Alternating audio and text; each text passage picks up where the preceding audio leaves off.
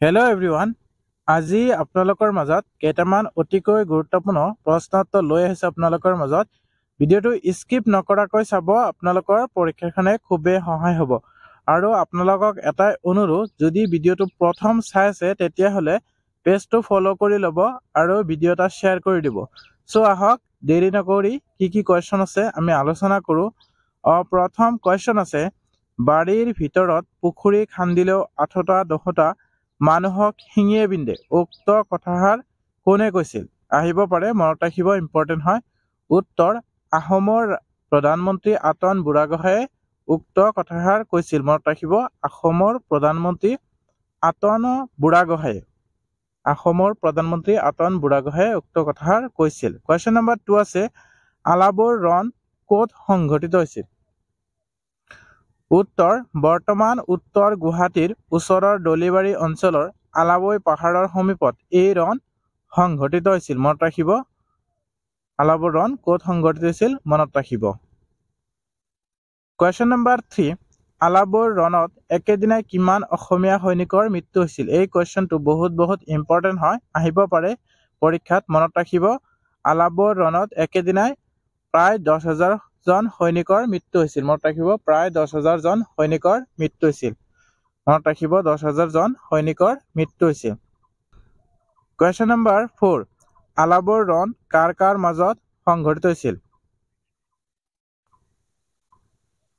আলাবৰ ৰণ কাৰ মাজত সংঘটিত হৈছিল উত্তৰ আহোম আৰু মোগলৰ মাজত আলাবৰ ৰণ সংঘটিত হৈছিল কুৱেশ্যন নম্বৰ 5 আলাবৰ ৰণ কেতিয়া হৈছিল আলাবৰ ৰণ কেতিয়া হৈছিল মনত ৰাখিব আলাবৰ ৰণ 1669 চনৰ 5 আগষ্টত আলাবৰ ৰণ হৈছিল মনত ৰাখিব 1669 চনৰ 5 আগষ্টত কুৱেশ্যন নম্বৰ 6 ৰামসিংহ কোন আছিল ৰামসিংহ কোন আছিল উত্তৰ ৰামসিংহ অম্বৰৰ ৰজা আছিল আৰু সম্ৰাট ঔৰংজেবৰ সেনাপতি আছিল মনত ৰাখিব ঔৰংজেবৰ সেনাপতি আছিল ৰামসিংহ আৰু অম্বৰৰ ৰজা আছিল কুৱেশ্যন নম্বৰ 7 গিলাধাৰী ঘাটৰ সন্ধি কেতিয়া স্বাক্ষৰিত হৈছিল গিলাধাৰী ঘাটৰ সন্ধি কেতিয়া স্বাক্ষৰিত হৈছিল উত্তৰ 1663 চনৰ 23 জানুৱাৰীত হৈছিল মনত ৰাখিব 1663 চনৰ 23 জানুৱাৰীত গিলাধাৰী ঘাটৰ সন্ধি সংঘটিত হৈছিল মনত ৰাখিব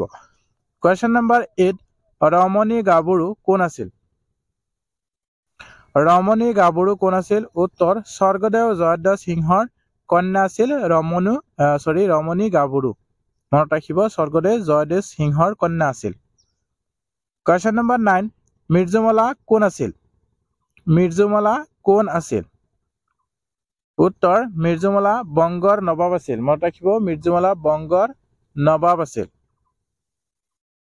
কুৱেশ্যন নম্বৰ 10 মিৰ্জুমলাই কেতিয়া আহোম ৰাজ্য আক্ৰমণ কৰিছিল মিৰ্জুমলাই কেতিয়া আহোম ৰাজ্য আক্ৰমণ কৰিছিল উত্তৰ 1662 চনত জয়ধ্বজ সিংহৰ ৰাজত্বকালত মিৰ্জুমলাই আহোম ৰাজ্য আক্ৰমণ কৰিছিল মনত ৰাখিব কুৱেশ্যন নম্বৰ 11 কোনজন ৰজাক ভগনীয়া ৰজা বুলি কোৱা হয় কোনজন ৰজাক ভগনীয়া ৰজা বুলি কোৱা হয় আপোনালোকে কমেণ্ট কৰি জনাব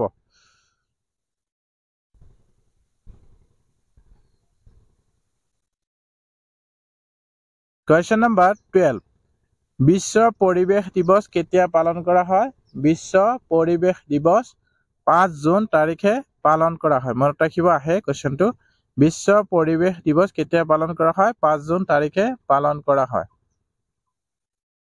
কুৱেশ্যন নম্বৰ 13 আন্তৰ্জাতিক নাৰী দিৱস কেতিয়া পালন কৰা হয় আন্তৰ্জাতিক নাৰী দিৱস কেতিয়া পালন কৰা হয় উত্তৰ 8 মাৰ্চ তাৰিখে পালন কৰা হয় আন্তৰ্জাতিক নাৰী দিৱস মনত ৰাখিব 8 মাৰ্চ তাৰিখে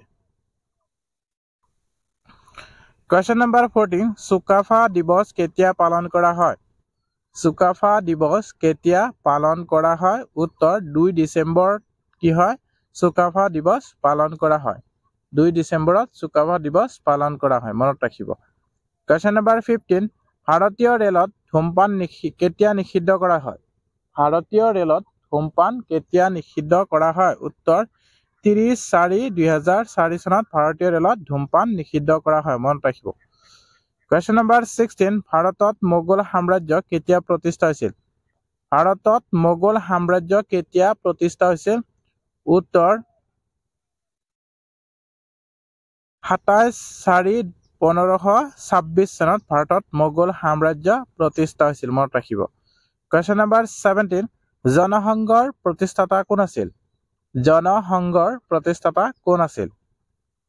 উত্তৰ শ্যামা প্ৰসাদ মুখাৰ্জী আছিল জনসংঘৰ প্ৰতিষ্ঠাতা। মনত ৰাখিব, শ্যামা প্ৰসাদ মুখাৰ্জী।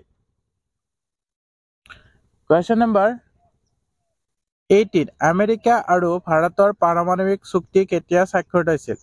আহিব পাৰে, কুৱেশ্যনটো ইম্পৰ্টেণ্ট হয়, মনত ৰাখিব আৰু এটা শ্বেয়াৰ কৰি দিব ভিডিঅ'টো। আমেৰিকা আৰু ভাৰতৰ পাৰমাণৱিক চুক্তি ইংৰাজী 27/7/2007 চনত কি হৈছিল? স্বাক্ষৰিত হৈছিল। মনত ৰাখিব, 2007 চনত 27/7। কুৱেশ্যন নম্বৰ 19, বিশ্বৰ মুদ্ৰাৰ প্ৰচলন নথকা ৰাষ্ট্ৰখনৰ নাম কি? আহিব পাৰে কুৱেশ্যনটো, মনত ৰাখিব। বিশ্বৰ মুদ্ৰাৰ প্ৰচলন নথকা ৰাষ্ট্ৰখনৰ নাম কি? উত্তৰ লাওছ।